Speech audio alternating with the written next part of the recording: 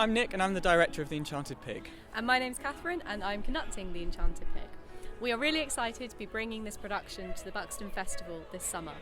The Enchanted Pig is a community opera sung in English, music by Jonathan Dove, libretto by Alistair Middleton, and it was premiered at the Young Vic in 2006. The story is based on classic Romanian fairy tales and sees young Princess Flora falling in love with a pig. Obviously, like any fairy tale, the pig is trapped by an evil witch's curse and Flora must travel to the ends of the earth to save him. It's very silly, great for all the family and a really good fun show. Yeah, so originally we performed this show for Manchester University Music Society Mums, and I was really fortunate to be the opera manager. So we've got a bit of experience putting on this show and we're really looking forward to bringing it forward to Buxton. It was a slightly different show back then. We had a cast of 20, a team of 30 in total. Now we've only got 12 in the cast and 15 in total, so a much smaller show with a lot more nuance, a lot of people multi-rolling and taking on new challenges, which is also really nice, and we're really enjoying rising to that challenge. So the opportunity came about thanks to the brand new Platform 3 initiative, which is being rolled out in partnership between Buxton International Festival and Buxton Opera House. The platform is designed to create opportunities for people of all ages to engage with the arts, whether it be performing or watching or creating.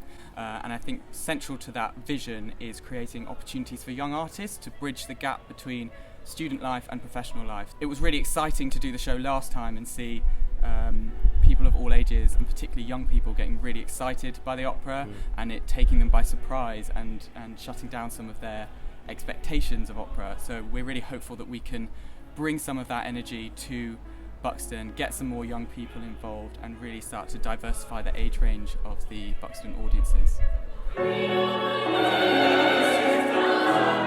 Yeah, so one of the great things about this opera is that actually it's not even really an opera, it's a musical tale, and it incorporates a whole range of musical and dramatic styles. So we've got opera, musical theatre, comedy, vaudeville and jazz, and this creates a really unique piece, a really accessible piece, and creates a really unique rehearsal process as well. It provides opportunities for jazz singers, for choral singers, for musical theatre performers, for actors.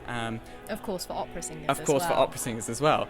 And these pathways into opera, I think, can often seem closed to those kinds of performers, but this piece creates those opportunities and creates doorways into opera that might have seemed closed. If you come and watch our show, one of the things you'll have to listen out for is that pig, one of the main characters, has a little musical motif.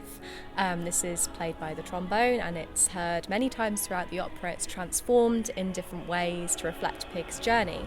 One of our favourite scenes is the North Wind scene. So Mr. and Mrs. Northwind are a grumpy old couple, but they're still in love with each other, so it's showing us a different side of what love is. And this scene is one of the most heavily influenced by musical theatre. It's a lot of fun to listen to. I love the colours in her eyes.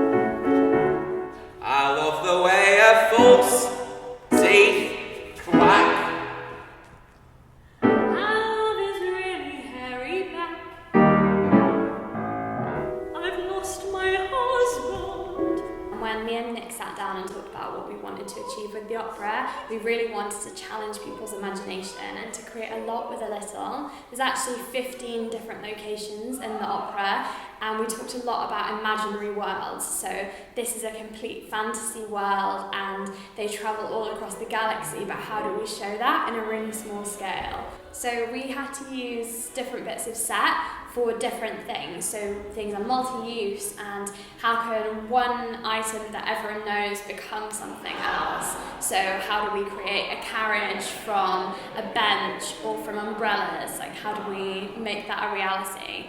So this is Moon's kimono and we love the little details like the sleeves. The characters really express themselves through their costumes and that was something that was really important to us because we could see that people come alive when they're wearing costumes that really represent their characters. but the moon is very serene, and we wanted to reflect this, and I think you really get that from this. So we really wanted to create an industrial feel with Pig's costume, especially because he's from the north. We wanted to celebrate this kind of mining tradition and make him a worker, and kind of talk about that through his costume.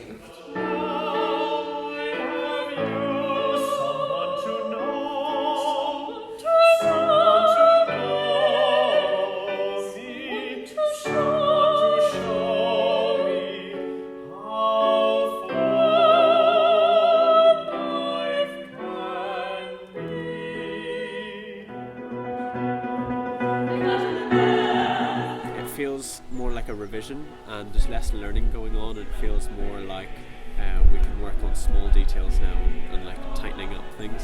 So it feels better in that way. It feels like we're building on it from the first performance. Yeah, I think because now we're all so much more confident with the music, as actors we can kind of explore our characters in more depth and maybe find more things on the acting side of things that weren't there before. Well, I'm sure I don't have to state how difficult it's been to put on a production during a pandemic, but we've really given it a really good go, and we've really risen to the challenge, I think. Yeah, so in organising our rehearsals, we're having to incorporate daily COVID testing at the moment, and social distancing, wearing masks where we can in the rehearsals as well. And when choosing which venues to rehearse in, we've had to go for places that are big enough to allow for social distancing and that are well ventilated.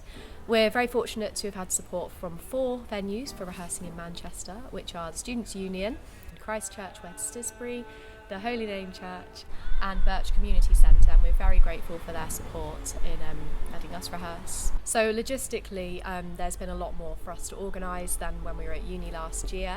When we were at uni, sort of a lot of things were sorted for us or easier for us to sort.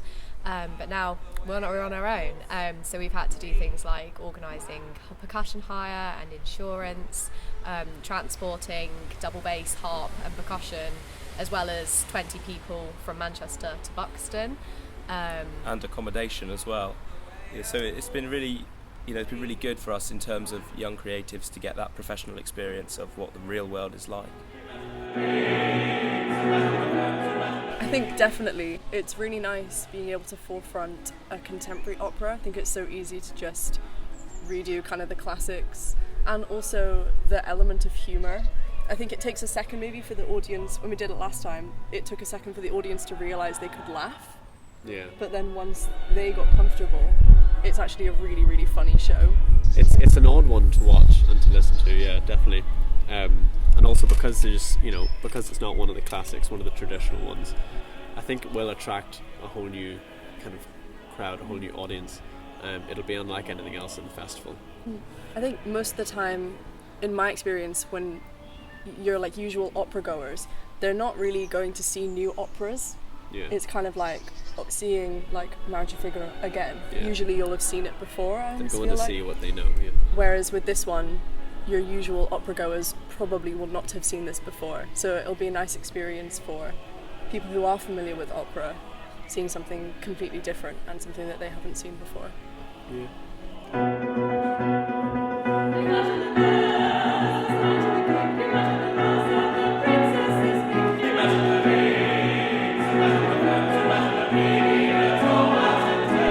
So we hope that this has piqued your interest and given you a flavour of what to expect from our show. If you haven't already, head to buxtonfestival.co.uk to get your tickets, as they're selling out really, really fast. And please do follow us on social media on all platforms @Pig@Buxton for rehearsal pictures, updates and to meet the rest of the cast and crew. We hope to see lots of you there.